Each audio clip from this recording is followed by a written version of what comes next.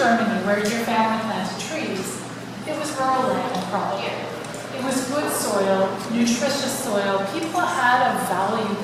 They understood that rich soil was wealth. In our society, we don't understand. We think wealth is dollars and cents.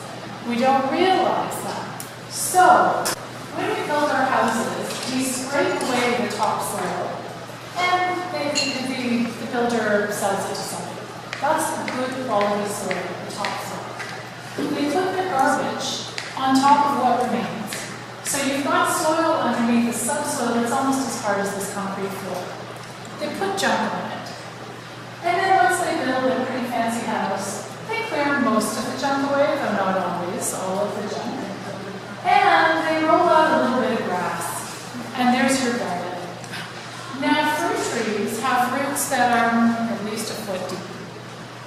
If I were to dig a hole in this to plant my fruit tree, what would it be like for that fruit tree?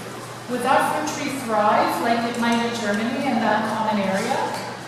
And this is what we're all doing because we don't know. And partly because this is what we got in the city. This is the kind of soil in a lot of places we've got.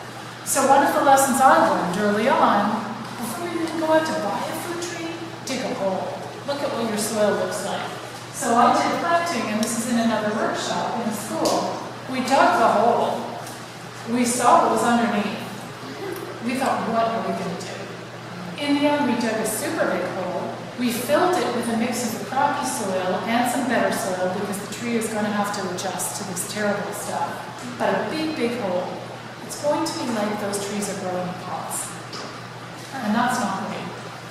So this is what we have that against us, that rural farmers do not. And you'll go on the internet and people talk about freedom farming. You can plant good trees and leave them alone. As long as they're good trees, they'll be fine. In the city, there is no such thing as freedom farming. You must always be attentive to the soil. And you must always be attentive to your trees. They've got to